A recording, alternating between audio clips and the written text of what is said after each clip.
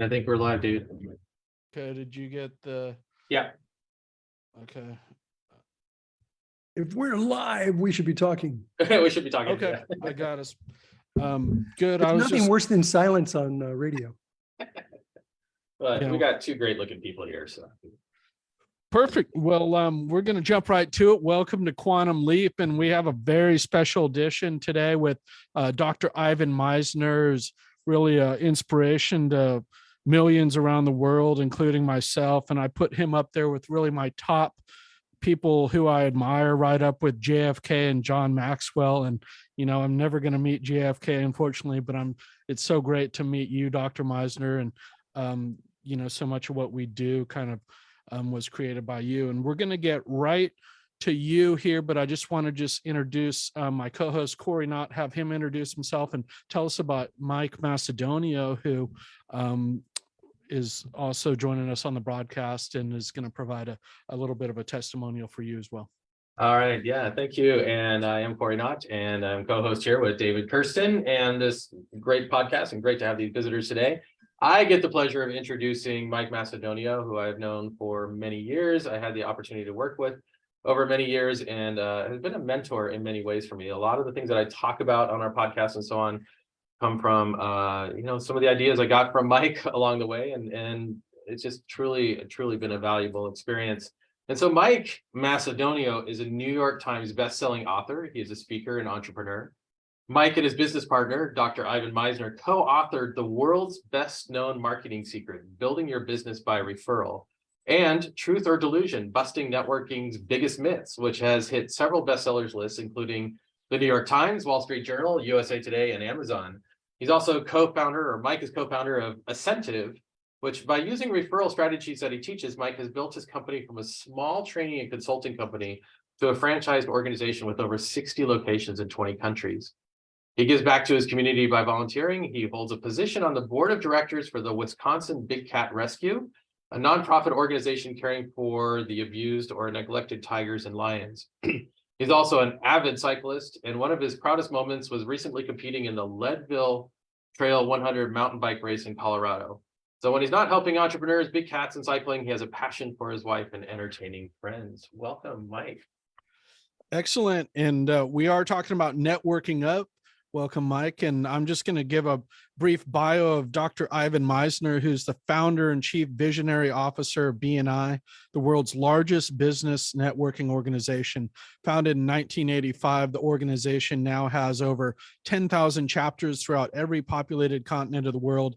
Each year, BNI passes millions of referrals, resulting in billions of dollars worth of business for its members. Dr. Misner has a PhD from the University of Southern California. He's a New York Times best-selling author who has written 28 books, including one of his latest best-selling books, Who's in Your Room? He's a columnist for entrepreneur.com and teaches leadership in the MBA program at Concordia University. Called the father of modern networking by both Forbes and CNN, Dr. Misner is considered to be one of the world's leading experts on business networking and has been a keynote speaker for major corporations and associations throughout the world. He's been featured in the LA Times, Wall Street Journal, New York Times, and on numerous national TV shows on CNN, BBC, The Today Show. He's won a number of awards, the Humanitarian Award by the Red Cross, and has been a recipient of the John C. Maxwell Transformational Leadership Award. He's proud that he and his late wife, Elizabeth, are co-founders of the BNI Charitable Foundation. They also reached empty nester status after happily raising 3 children. And in his spare time, he's an amateur magician and a black belt in karate. Welcome, Dr. Misner. I wanted to turn it over to you if there's anything I left out on your bio, and if you want to, if I left anything out of your story, we want you to tell us about your story. But let's get right to networking up and what this is and why it's important to entrepreneurs. Yeah, happy to. And thanks for inviting us to your podcast, David, Cory, and you guys, please call me Ivan. Mike, it's always great to see you. And, you know, you've got this great story about riding the bike on, what was the race? Leadville Leadville. Yeah, Trail yeah. 100. It's a big race. I can do my Peloton bike. That's probably not quite the same, is it? No. Oh, it works you. Yeah, it works here. Yeah. Yeah, you guys, he's an animal on a bicycle. He really I is. know. Yeah. So look, there's nothing I'd add except I came up with some interesting information recently about BNI. Last year we passed 12 million referrals. We generated over 20 billion with a B, 20 billion US dollars worth of Wow. thank you for closed business. That's business that the members generated for themselves. Now, just so you know, there are 77 countries in the world who have a lower GDP than what BNI generated for its members. If BNI were a country, we would have the 113th largest GDP in the world. I'm looking to be in the top 100 soon. But that's what BNI is all about. It's about helping people increase each other's business through a structured referral marketing platform. And that's what we've been doing now for 38 years. Yeah. Yeah, no, I mean, I've been a part of it for 20 years. I remember, I think when it was something like 700 million, like, yay, we're like bigger than Liechtenstein. Yes, we're now 3 times the size of Liechtenstein. Awesome. Yeah, and it's only growing. It's amazing to watch. I get contacted by BNI members from all over the world, like, oh, I didn't even know you had BNI in that country yet. So, yeah, amazing. One of the funniest stories I ever heard was a printer in California that was visiting Singapore and went to a BNI chapter, and he said, well, we don't have this in California. Now, BNI started in California, okay? And he said, well, we don't have this in California. Besides, I don't think this would ever work in the United States. And the member's like, really? You don't know that it started in California? He was like, no, really? Yeah. 76 countries, 77 countries all around the world. So I know David wanted to talk about networking up. It's kind of been a big topic for us. I learned a lot about it from Mike. And what does networking up mean to you? Why is it important? Yeah, well, Mike was actually the person that got me thinking about the concept of networking up. He said something to me once about networking with people that were more successful. And so I started writing about it a little bit. Networking up is about connecting in a meaningful and memorable way with those who are at a higher level of success or influence than you think you are. Right. So, it's like fighting above your weight class in terms of where you think you are in terms of success. And it's about connecting with people who can potentially contribute to business, to your business, to some way help you in business and help you in your life by having that kind of strong connection. And there are a lot of do's and don'ts in networking up, and I'm sure we're going to talk a lot about that in the next 40 minutes or so. But as a rule, there's generally plenty of room at the top. It's the bottom that's really crowded. And right. So what you want to do is work towards, networking with people above your weight class. Yeah.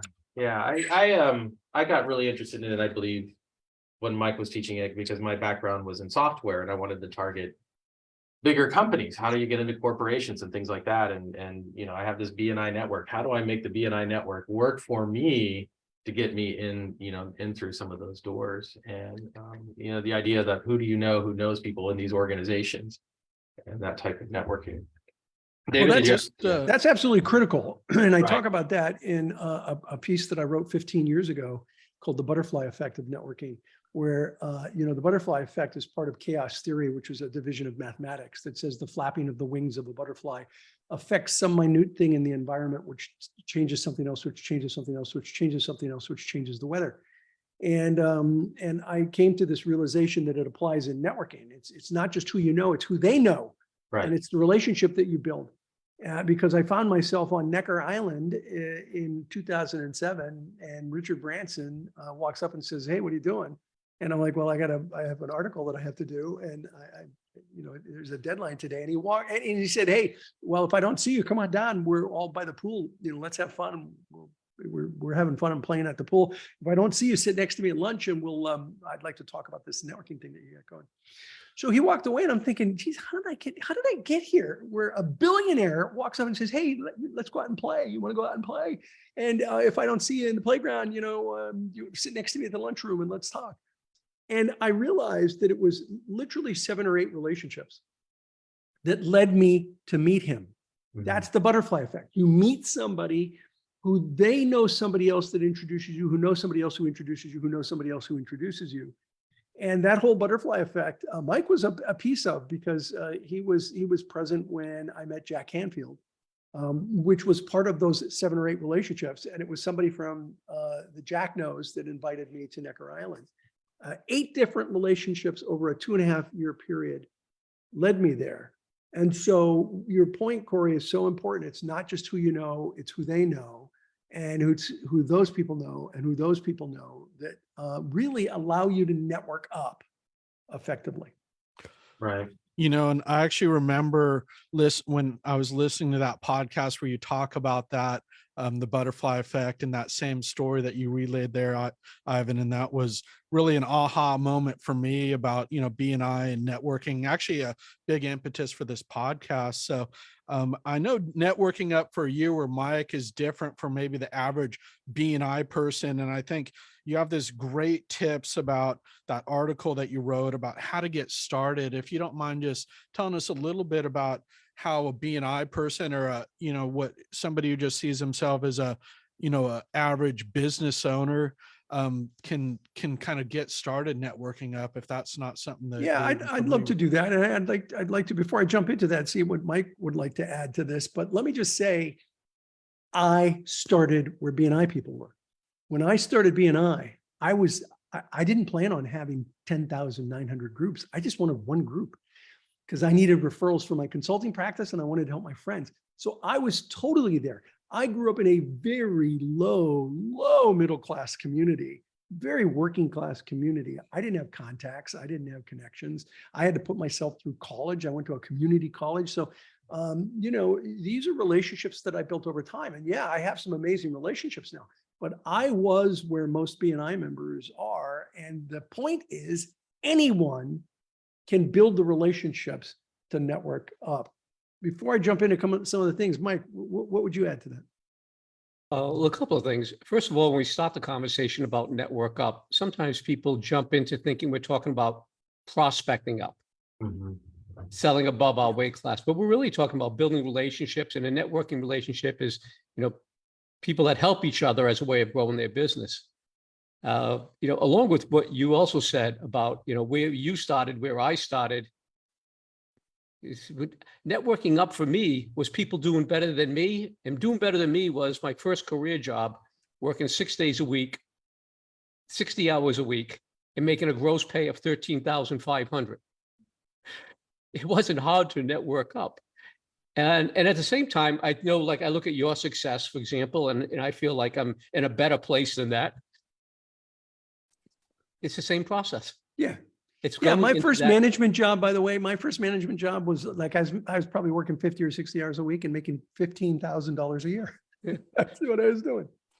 And it's the same thing about entering that discomfort zone. Yeah.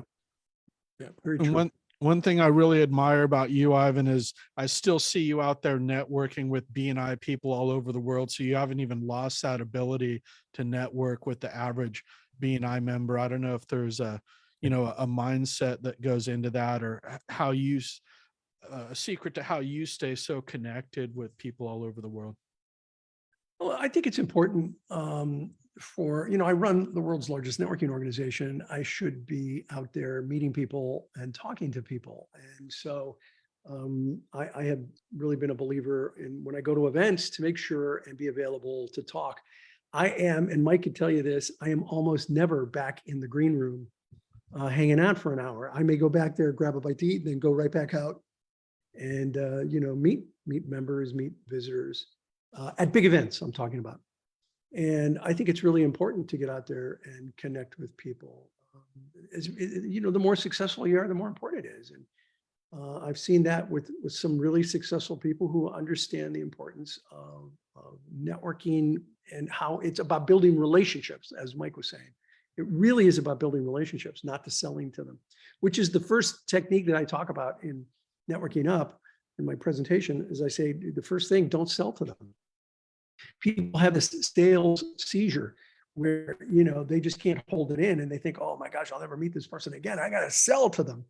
And if you want to be like everyone else on the planet, sell to them, because that's what everybody's doing. And if you're really successful, you are so burned out on being sold to that you will just end that conversation and hand them over to a handler pretty quickly. Instead of trying to sell, if you're networking up, find a way to connect, find a way to make a connection, find a way to help them. If you can find a way to help them, then you're networking up effectively. That's one of those things that I always see you talking about on your podcast. I don't see anybody talking about it and doing it the way you do, Ivan, about adding value to people, all these great anecdotes. I know other people do it, but I don't hear them talking about it. So that's something that you've taught me that is just immensely valuable. I wouldn't have got otherwise. And I did want to see if a couple of your other tips. I'll post this article about, hanging out where successful people are, embracing the discomfort that first meeting is going to be uncomfortable. Don't complain to them like, hey, I saw that Jag parked out front, I drove a Honda Accord. Don't I love this, acknowledge their work, but don't be a sycophant. So you don't want to don't puppy dog lick them to death. Yeah. This is, one of the best articles I've seen, and work within the context, find out what they're currently interested in. This is something you do so well, is finding out where can you add value. As a lot of people come up to people at business networking, think they talk about themselves, like what they've been doing. You actually want to get right into what all about them initially. I see your approach there is so unique and something a lot of us in BNI try to emulate. Don't assume they remember you next time is a huge one too. So Cory, and I run into that one. I meet people, and I've had people come on up and say, "Hey, do you remember me?" And I'm like, "Okay, you got to give me context here." "Oh, well, we met 5 years ago, and you did a speech on stage, and I came up and said hi afterwards." I'm like, "Okay, yes, it's good to see you again." Don't assume they remember you, especially somebody who's meeting a lot of people. Give them better context. So oftentimes when I feel like I'm networking up and I'm connecting with somebody who I think is more successful than I am, if I'm connecting with them by email, I will send a photograph of them and I together. And I'll say, "Hey, we met at such and such event. And here's what we talked about." And give them context so that when even if they don't remember, and sometimes they don't remember, even if they don't remember, at least you've given them context where they remember the event and they're like, "Hey, it's good to hear from you again. What's up?" And that's what you want to do, is give somebody context. If you feel like you're networking up, don't ask them if they remember you. Give them context to remember you. Right. Hey, Ivan, what do you feel about this with networking up? It's not just financially successful. Yeah. Where they're more successful you with other skills or other knowledge, or like you have already mentioned, influence. Yeah, influence, connections. It could be, I know people that have knowledge and information. They may not be as successful as I am, but they're more successful in a specific niche. And so I want to talk to them about that niche. And it's networking up. It's not about who's got the biggest bank account. Right.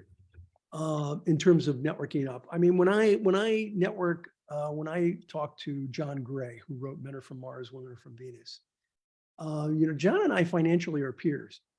But if I'm talking to John about relationships, he's the guru, not me. Right. And so when I'm networking with him about anything to do with relationships, then I'm networking up with John. And so you got to take a look at, there may be areas that you're networking up in a niche, and recognizing that is good. And with that, it's be more interested than interesting. Something you've also said. If they have the expertise in that area, don't try to impress them with your area of expertise in their lane. Yeah. Instead, ask questions. Pull it out of them. A good networker has 2 ears, one mouth, uses them both proportionately. So get them to open up and talk to you. And, my experience is the people that are successful have no problem sharing their ideas about success. Right. And so get them to open up. It's a great opportunity to learn from them. You know, some of the smartest BNI people I have ever met were, at first I didn't get this. I did not understand this, but I got it over time. I would fly into a city or a town, and certain BNI members would say, hey, I'll pick Ivan up at the airport. Now, you know, airport's a 1 hour drive away, and you got to drive me to a hotel, and, you know, they're killing 3 hours out of their day. And I was, you know, generally, I still, of course, thank people for doing it, but I couldn't understand why they did it until someone said to me, are you kidding? I have you in a car for more than an hour. You know, we're an hour, hour and a half in a car. I'm talking to you. And then I usually invite them in, have a drink at the hotel. So I got you for a couple of hours. I can pick your brain. I love picking up experts at the airport, because then it's a one-to-one. And so see, to me, that's brilliant. What a brilliant way to network up. So, Yeah. go ahead. Go ahead, Cory. I just had a quick question that I think is such a key thing that you brought up on the podcast, the last podcast you guys did, about about how to kind of put yourself in a institution or a place to network up. For example, you know, it looked like the Super Bowl would have been a good place to network. Maybe you're on a Super Bowl committee, or you talk a lot about boards, you know, university boards. So there's kind of, we call those like juice committees or whatever in politics. But are there any kind of things that you can look at as maybe even just the average entrepreneur that can look at getting on a board or how to get connected to really those kind of top level players in either the locality, region, or state or nation? Yeah, I definitely do. Mike, do you want to say something first? Or you want me to jump Well, in? I think people naturally think about the yacht club, the country club, and places like that. And the fact is, a lot of nonprofits, charitable organizations have great people, and some of the great people are very successful in your networking up. And those type of organizations are always looking for somebody that wants to help out. Yeah. And if your intention is to help and you have a heart for the cause, it's a natural. So I couldn't agree more. I joined Rotary Club when I was, 29 years old, and it was not terribly successful. And I was definitely networking up at my Rotary Club. Probably 3/4 of the Rotarians were more successful than I was. And I've got a really good story in our book, in Mike and my book, World's Best Known Marketing Secret, about a Rotarian that helped me out that I had no idea would be able to do what he did. And it was an amazing thing that he did for me. And so I started with a service club.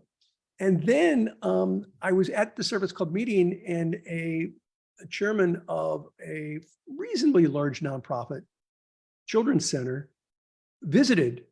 And I said, you know what, I really want to get back into supporting children because I used to be a big brother. And he jumped on that. He's like, you really want to be involved? I said, yes. He said, would you like to be on the board of directors? And I'm like, yeah, sure. So he submitted my name for the board of directors, where I met the CEO of Rainbird, the sprinkler company. I met the CEO of Laverne University, who were on those boards. And I was networking up. Those guys were way more successful than me. But here's the amazing thing. The day after I stepped down, I was on that board for 19 years, made great contacts. The day after I stepped down, the president of the University of Laverne called me and said, well, we were really sorry to see you leave the board. However, I didn't want to poach you from the board before. I would very much like you to be on the board of directors for the University of Laverne. And I'm like, oh, hell yes. That's an easy yes. And then I ranked up again another level. My point is that this is a marathon, not a sprint. Mm-hmm. It was many years of building relationships that led to the next, and maybe it'll happen in a year or two. That particular one took, almost 2 decades, but consistent work made amazing contacts who made a difference in my life. I have just a real quick networking up story that worked well for me, because I think it kind of puts it in the context of the years of relationships and even just getting started out is find somewhere where people also share similar values. Rotary is good. Yep. My best referral that ever really came. Actually, it was more direct. I learned that somebody was attending an organization that I wanted to go to anyway, the Taxpayers Association for the local county.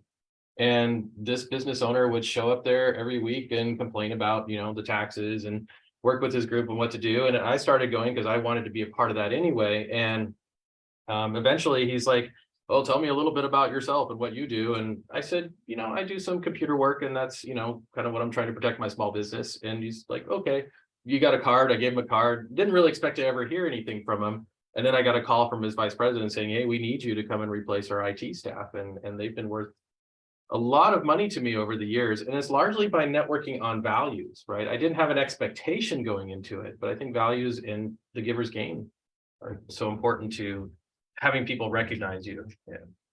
Yeah, look, you want to network with people who have congruent values.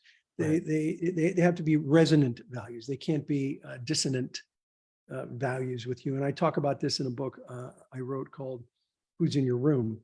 And you want to surround yourself with people that have resonant values. They don't have to have the same values as you, but if they're really dissonant, then you're going to have a problem. So you want to place yourself in opportunities where you're networking with people who have resonant values. Resonance is a powerful thing. I talk about this in the book.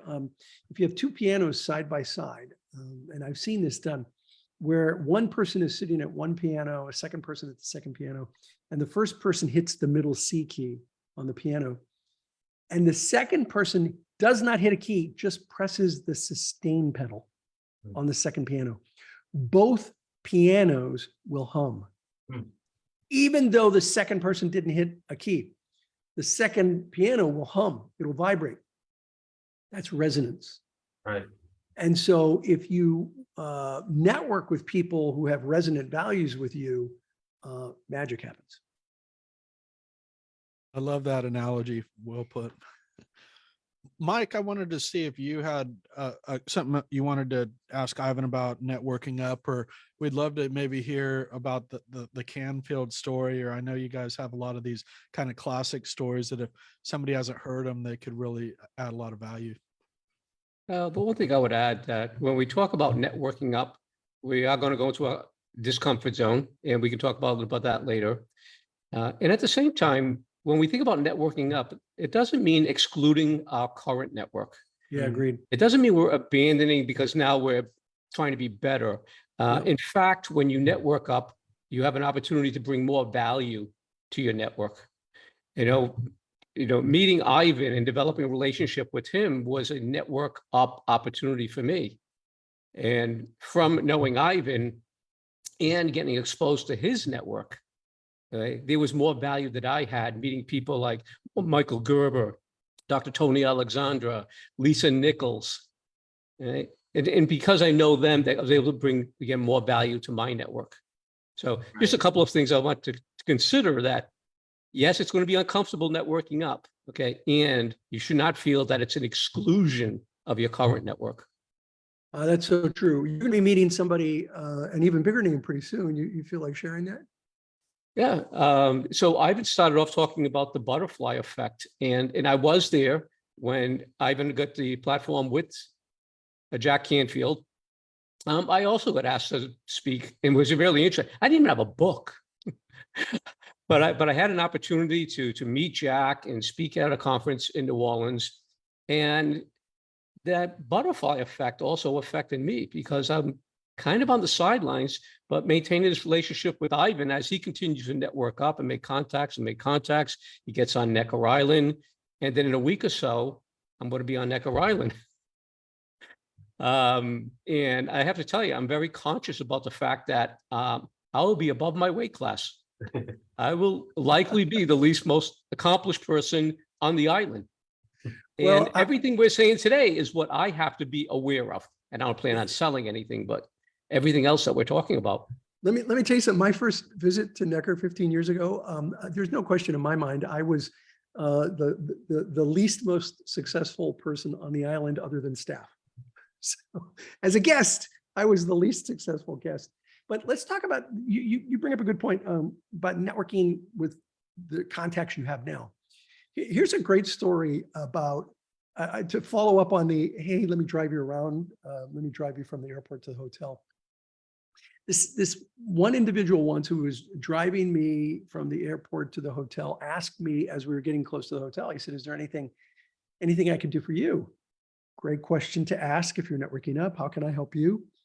And I said, well, I look, it's a long shot, but if you know anyone that happens to know Harvey McKay, I've been trying to get Harvey in a book.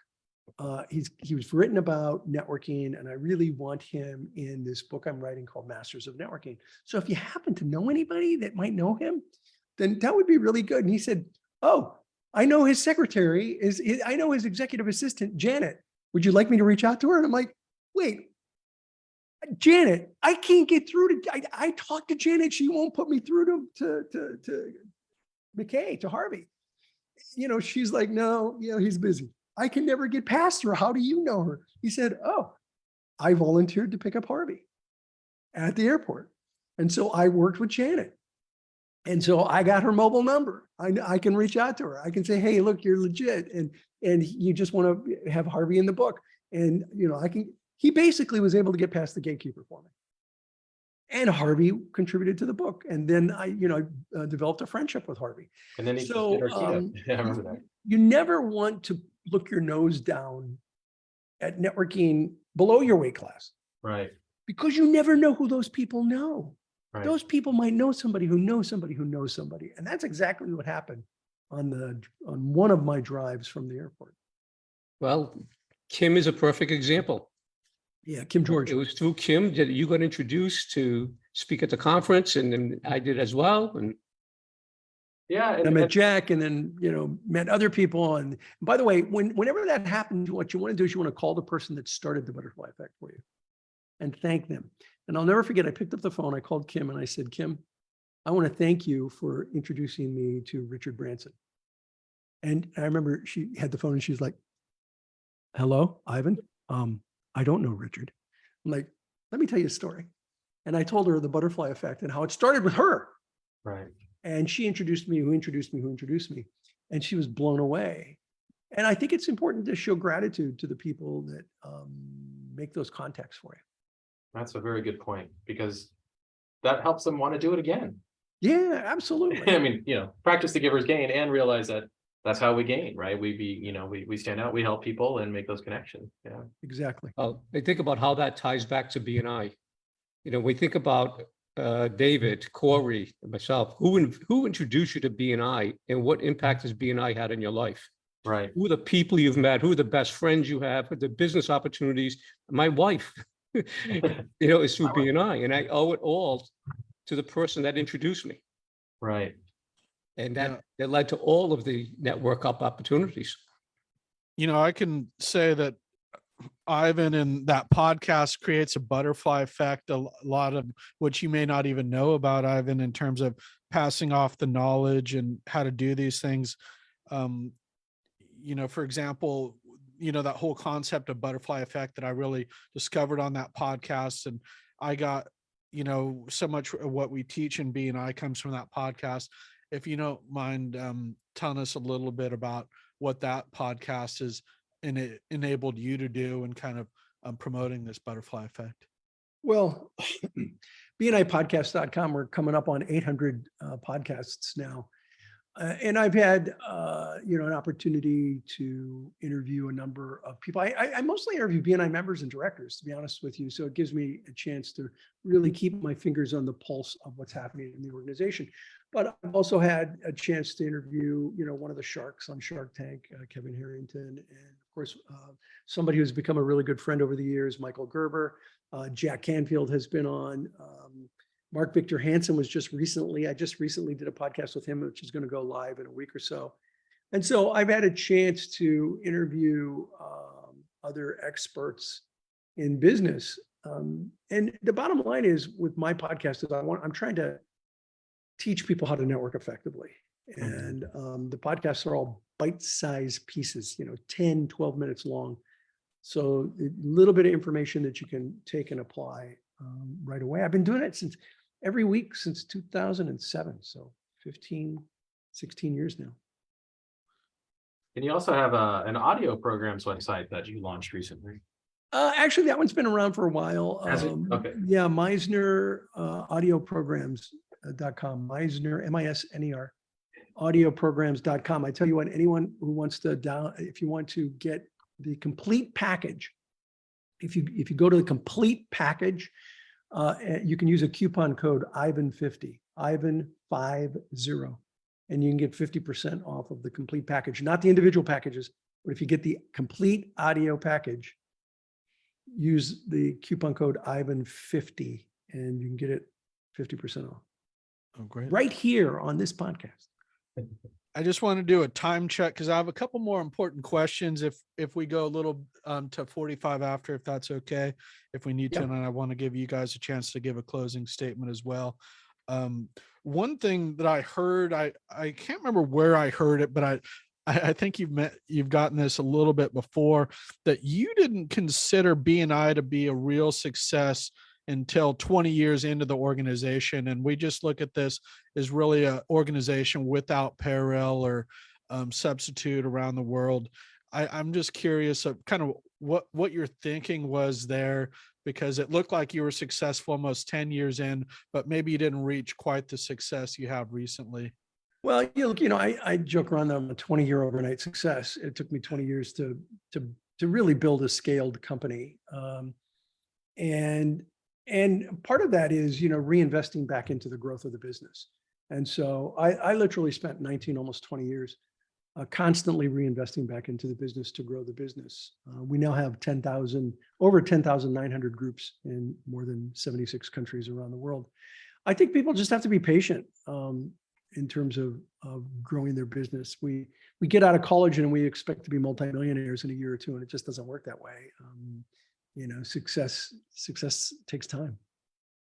I was talking to somebody today and he says, because he had you on his podcast at one time, and he was saying, anybody could have, come up with that idea and launched it. I said, yeah, but it took them 20 years to get that going.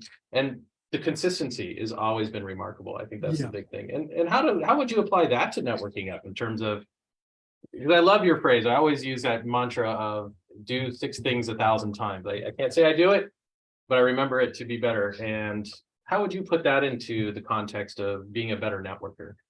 Yeah, I think the whole idea of doing 6 things 1,000 times instead of 1,000 things 6 times is really important. It's about being consistent. It's about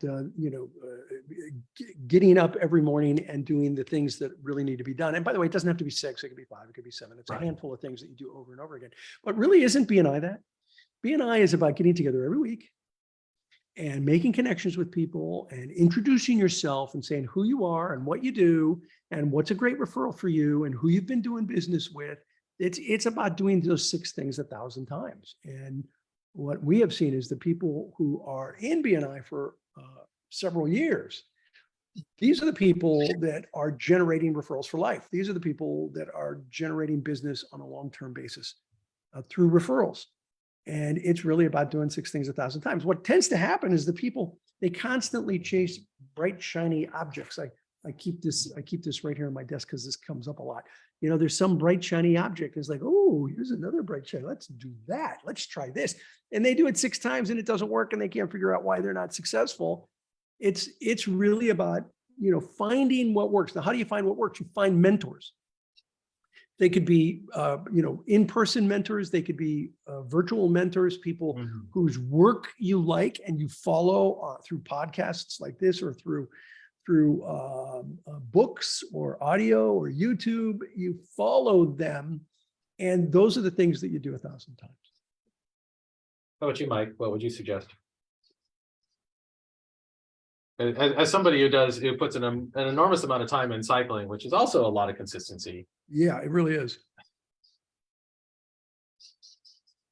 Ivan, you talk about when you network up about staying engaged afterwards. That one time of meeting Jack Canfield, if it ended there, none of those other things would have happened. But it was maintaining that relationship. And then, of course, you participating in his Transformational Leadership Council. And so it's about the follow-up and continue to stay in proximity in some way with these people. And joining their organizations, of course, is one way to do that. Yes. But I think that's critical. It's not just, hey, I shook hands with. Yeah. a superstar. And look, almost every time I meet Jack, I ask him, what are you working on? What can I help you with? Yeah. Oh, very good. And he takes me up on it. And it's easy, it's rare I'm asking him for anything. But what are you working on, Jack? What can I help you with? Oh, I'm working on this book. Great. Would you like to do a blog? You want to do a video? Yeah, sure. So it's a win-win. Mhm. I do a video with Jack. It gets put on my blog. I'm promoting his stuff, but I'm also standing next to somebody who sold 500 million books. Right. So that doesn't hurt me. And I also like what you said, Ivan, about mentorship. Yeah. Whether it's in person or some way having mentorship. You've been a mentor for me. And in the beginning, it was truly mentorship. You were helping me and showing me what the next steps were. But for probably 4 or 5 years, all I did is basically study what you do and how you do it. And at some point, I actually felt like, and I was probably wrong, but I felt this way, that if there was a decision that had to be made, I could put myself into Ivan Misner and know how he would make that decision. Right. Oh, you're very generous. And what I did is I turned that into my own decision making. I said, okay, here's a problem in front of me. What would Ivan do? We were talking about that last night, in fact, and I said, because I always use Mike's phrase, I would, when I'm trying to make a decision. Yeah. Yeah. Well, you're very generous, Mike. And look, it's a two-way street. I mean, you've done a couple of books with me, World's Best Known 4th Edition and Truth or Delusion. And this whole idea of networking up was a concept that you threw by me that I started writing about. And so, it ends up being a two-way street for people. If you're doing it right, it's a relationship that goes both ways. I can remember at one point talking to a client and telling them how I make decisions. And they tell them, basically, I do what Ivan's done and think like Ivan thinks. And she goes, well, that's really interesting because I try to do the same for you. And I tell my clients to do the same for them. And it's like, well, if you're doing that, then you're pretty much doing what Ivan would do. Good job. You're very kind. Excellent. I had one last question, then we can do the wrap up. Is there anybody out there, Ivan or Mike, that you guys are looking to connect with who might be listening to this broadcast? Well, that's easy for me. I'm looking forward to meeting Richard Branson and just wondering what that experience is, as well as the other people that are going to be participating on the island. Yeah. I'd really love to hear what their backstory is. How did they get here? Yeah, and Branson is I'm going to be with Mike and Dawn in a week and a half. And Branson is a very humble guy. His ego does not enter the room before he does. He's very easy to talk to. I really appreciate that about him. Look, I am always interested in doing podcasts and interviews. And so if you guys know anybody that's got a podcast that's looking to have a guest on, I'm always happy to be on, and I'm always happy to be on with Mike. Great. Well, we're so grateful. We wouldn't be here today without Mike and also without you. I just wanted to share my little BNI story. I actually joined BNI about almost 4 years ago because an insurance agent here in Orinda actually wouldn't give up on me. I didn't return his calls, and I had a side videography business at that time. I was in a pretty dark place, and I eventually came, and, BNI changed my life, and, you inspired this podcast. So we're so grateful for all the stuff that you've done for me and, millions of other entrepreneurs. And, what the example you've set is the godfather of modern networking is just without parallel. And, I'm grateful for that. I wanted to give Cory and Mike a chance to give a closing testimonial for you before we sign off. And thank you so much for coming on. Yeah, I can just echo the same thing. I mean, networking has changed my life, and Mike's networking up, context and so on has really also changed my life. So it's, I've been in BNI for 20 years, and I was an incentive partner or, member for a long time too, and brought all that to the table. And so glad to have you both on the podcast. I really appreciate you taking the time to be with us. Well, I met Ivan almost 26 years ago, and I can remember I was attending a BNI director training, and we got to tour the corporate headquarters, and I poked into Ivan's office, and he was working, and we just said, hi, don't mean to interrupt. And he just stopped everything. And he says, come on in. No, you're busy. He goes, come on in. He goes, the work's going to be here on Monday. You won't. And I was just like, wow. And of course, since then, I've been, working with Ivan and gotten to know Ivan. We're friends together. And even recently, we both had grandchildren within a month of each other. Wow. So we're the grandpas of networking too. Thanks. You bring up a good point, Mike, about comments that are made. I mean, I just made that as an offhanded comment. It wasn't something that I generally used to say, although since you pointed it out, I say it more now. But it wasn't something I generally used to say. And what's important there is that if you really want to build relationships with people, supporting them in that way, you never know what you say and what difference it can make. We all have people in our lives that have changed our lives. And they're in our story, and we tell stories about them. But I think what's more important than who's in our story is whose story are we in? Whose life are we changing? Whose life have we changed in some way? And that generally comes down to what you say and how you behave with people. And so think about the things you say to people, whether you're networking up, networking peer-to-peer, whether you're networking down, because it makes a difference in the lives of the people you're talking to. That's amazing advice. Thank you. Yeah, and we call it many things in BNI, walking the talk, or really being an example and practicing what you preach. And there's no better person who does that than you two. So thanks for sharing that with all our guests. And we look forward to keeping in touch with you, Ivan. And we love, following everything that you do around the world on social media and with the BNI conferences as well. And we'll thank everybody for tuning in, and we'll see everybody soon. Thanks. And just can I say one last thing? Anyone Sure. interested in the second edition of Who's in Your Room? It's available on Amazon.com. You can also check it out on who'sinyourroom.com. That's my latest book. Definitely worth a read, and I'll check out the update. Thanks. I'll put the links to that in the chat, and as well as your website, Ivan. Thanks, guys. Bye, everyone.